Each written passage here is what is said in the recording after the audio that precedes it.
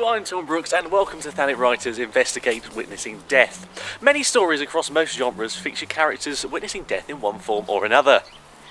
Whilst the physical aspects of what a character sees can be easily researched, how it affects the witness can be much harder to imagine. To help any writers that are working on stories involving a character observing a death, I've come to find out what it's like by interviewing a witness.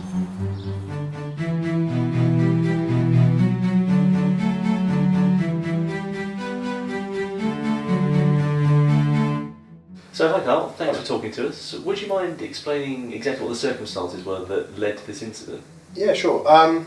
Okay, what it was I was treating my wife to a night at the theatre, and we just grabbed a high quality meal at KFC, and we were driving along, and so it's in the evening on the way to the show, good mood, everything's happy, whatever, and I noticed a cyclist, probably about say a mile down the road, and I'm quite a keen cyclist myself, so I tend to see if there's anyone I know, and all I remember at the time was this big blue puffer jacket coming towards us. Now it's quite dark, and you've got the light from the headlights, but you could see very clearly this blue puffer, and I was kind of keeping an eye.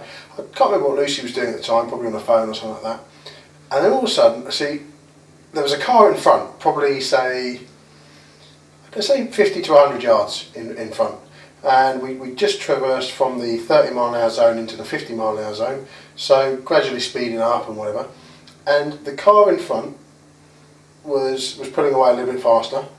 I was sort of mincing because I was on the way to the show. I wasn't really that fast, and then the next thing you know, the cyclist threw herself at the car completely, and it was kind of, Lucy kind of was startled because she kind of heard the noise.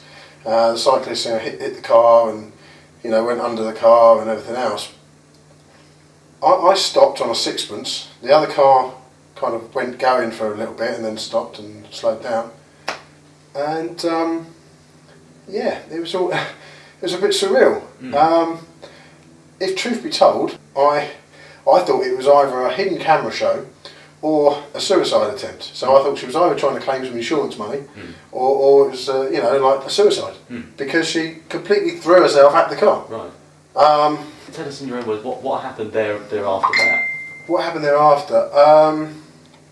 Okay, well, Lucy was absolutely distraught. She can't deal with blood at all in any way.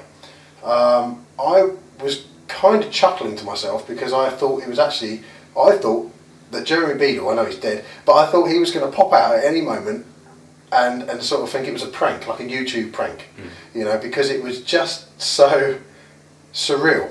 I was on the way to the show. I wasn't expecting this, it just happened. So I got out of the car. Lucy was kind of freaking out a little bit and said, and I said, look, call the ambulance. Because there was she was face down. I can say she now because I know it's a she. But even up to the point that I left the scene, I still didn't know if it's male or female. Right.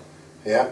So I got out the car, rushed over to the body on the floor, and again, like I said, couldn't tell if it was male or female because it's quite nondescript. So bright blue puffer jacket. I remember that. Hood over the head, face down, jeans, sort of brownish kind of boots. Yeah. Just very unisex, right?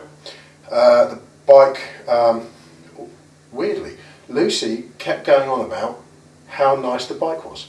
She's like, oh, that's a really nice bike. Shock maybe, perhaps, I don't know. All she kept going on about was, did you notice she had a really nice bike? I was like, no, I didn't notice the bike. I just noticed the body on the floor. So I did my doctor's ABC, which I don't know if you're first aid trained. I'm not, no. Right? Well, doctor's ABC is, first of all, you check for danger if anything's going to hurt you. So rather than just run straight into a scene, and then get killed by something else that you should have watched, like a swinging axe or something, you check for danger. Then you check response. So like, hello, can you hear me? And after the hello, can you hear me, the driver, I presume it was the driver, came running up to me. So it wasn't my fault. I said, look, I know, I saw it, she went straight into you, right, let's just deal with the casualty and we'll talk about it later. Right? So I carried on my response checks, and then I turned them over. What happened is I went to check the airway. So first of all, you're supposed to tip the throat back, listen and check for the breathing and the breath and everything else. Well, as I went to do that, I got this really dark, viscous blood all over me.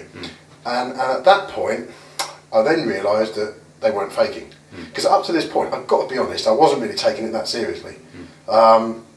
The body was kind of like laying on the floor completely motionless, and I was almost like, kind of like, come on, up you get. You're not getting any compensation. I saw it, it's too obvious. Yeah. Right? And I wasn't phased, yeah?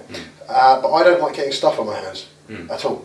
Can't, I don't like textures. Yeah. So my first instance was I got all this claret all over me. I said, can you get me a cloth? Because all my concern was, I know that obviously they had the casualty there, but I didn't like stuff on my fingers. Yeah. So he went off to get a cloth, and I carried on with my checks. So I thought there was breath. I still didn't know if it's male or female because it was a mess of hair and everything else. So as I was checking that, somebody came running up to me and said, I'm an off-duty policeman. Can you, do you want me to help? And I said, yes please, that would be wonderful, thank you very much. So between us, we carried out the checks. We established that she was breathing. And then the ambulance was on the phone. That was all sorted. But then they said to her, because we could hear like a gurgling sound, they said turn her over. And I was like, are you sure? Because typically if you turn somebody over, they have more trouble breathing than if they're like just opened up on the chest. But turn her over, face was absolutely destroyed. I'll always remember that. Like it's literally like a photograph in my brain. And her face was absolutely mashed. I still remember it now. It was horrendous. And I still couldn't say if it was male or female. There was one kind of good eye. And the way that she laid there, it was just so pathetic, desperate, in shit state. Do you understand? There was something about the body language which was a complete sense of helplessness and despair and begging you to help, kind of thing like that. Even though there was nothing said, because of just this kind of gurgling, I thought, well, this is not going to end well. And I said, don't worry, everything will be fine, right? I said, just blink if you can hear me. And with her one good eye, she blinked at me. I was like, ah. And then she just convulsed and died. Right. And it reminded me very similarly to when I rescued a pheasant in the road. It had been hit by a car, and I took it home and I wrapped it I carried it in the a carrier bag, because we didn't have to pay 5p for them then.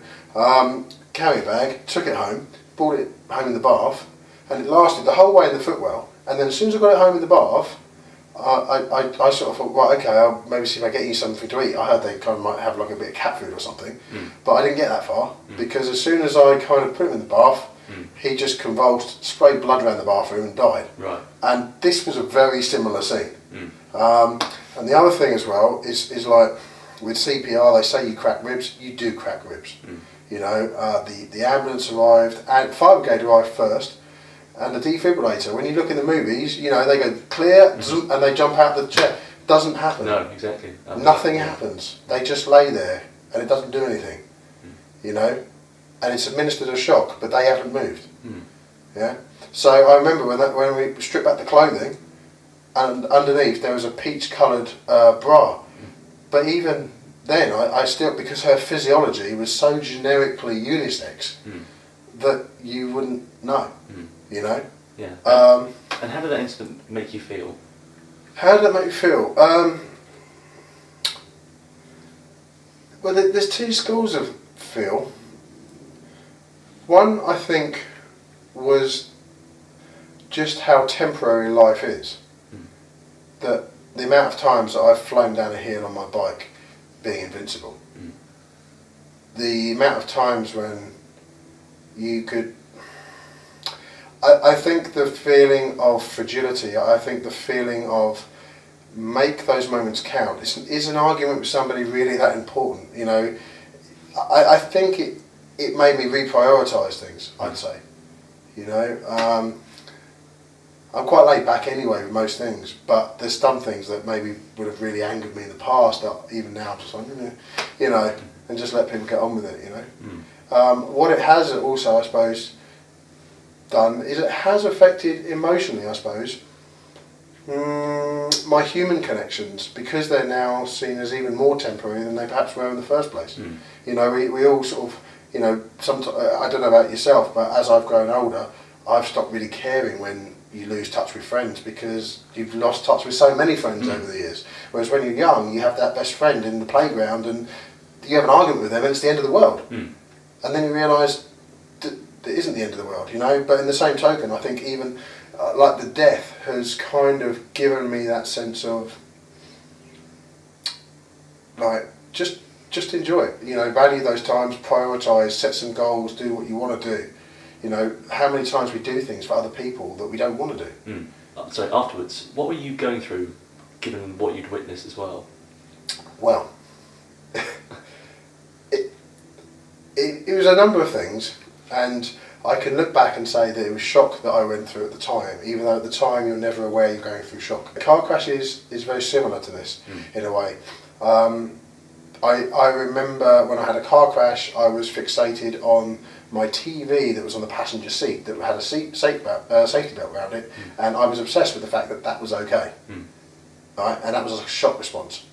Now, after all the stuff had happened on the scene, I went off to see the driver just to make sure he was okay. He was not okay, but he had some people with him. So I left him my details, and off he went to the show, funny enough, because I thought, oh, that's lucky, we can just about get there. So I went off to the show, pointless, didn't distract me at all. We just sat there, and we had front row seats as well, and I thought, I was excited about that at the time, because I'd never sat in the front row before. So anyway, but halfway through, I got a call from the police officer who wanted to take a statement over the phone. So I gave a statement and stuff, and at the time, I think I was just more concerned with Lucy, because Lucy took it really badly. Lucy was like, you know, just kept crying, it could have been you, because A, I drive like a maniac, I cycle like a maniac, and B, I don't wear a cycle helmet, I do now, even though that wouldn't have saved her in the slightest, because she didn't have a cycle helmet either. But I think that was, yeah, it's like putting a bandage on a lost limb, you know, that was never going to work. But I think she went through that experience. I think I just went through a period of solitude, a period of shock, and did that really happen? And I'll tell you what made it even worse, is that because when people die at the scene, they don't cart them off to the morgue, they leave them there. So 11 o'clock at night, she's still laying on the pavement, well, on the pavement of the road, because they carrying out all their investigations. So they've got to map it out, they've got to draw the chalk, you know, outline or something. They don't do that anymore. But you know, they've got to kind of do all that stuff, and they just leave them there. The other thing as well is that if there's a death, before they speak to the family and everything else, they're not allowed to print it or advertise it. So there was nothing in the news. And it's kind of, I went through this whole episode, and I wasn't sure if it was real. You know, so I went through that, and I would say that was the feeling of, did that really happen? And that did that really happen stayed with me for almost a couple of weeks. Yeah. I still didn't think it happened. Yeah. I mean, has the incident affected you since? How, if so, has it affected you? I would say it's affected me every time I'm triggered by location. So say, I suppose on your bike it's a similar situation. If you have something that triggers that, so say a car almost pulls out on you, well, every time that happens you're going to be like flinching, that you think he's going to pull out on you. And it's a similar situation to that. So when I drive down the hospital road, I always kind of relive her cycling towards me. I don't relive the accident, I relive that cyclist coming towards me. You know? So that happens. Now it's like I can picture her like laying there, face fucked up now, and it's like I'll always see that for the rest of my life, and I know that, you know, and I'm kind of okay with that. I just like, I have to think about it. I don't just randomly, you know, like, you know, as I'm stirring my tea, start visualising dead people. It doesn't work like that. It's just if I actually think about the event, and then something triggers it. Something triggers it, yeah. Carl, thank you so much for taking the time to chat to us today. Really appreciate your insights. Hey, no worries. And like I said, I mean, it's if I come across as a little bit cold or a little bit detached from it, I think maybe that's a side effect as well that's come from it, is I've almost had to disassociate myself with that event to describe it in its entirety. I see. Interesting. Well, Carl, thank you very much. Oh, nice. So as you can see, the way witnessing death affects people is deep and profound. I hope this investigation will help you with your writing, and if there's anything you'd like us to look into, please do let us know in the comments below. Thank you to Carl, I'm Tom Brooks, and on behalf of Thanet Writers, thanks for watching.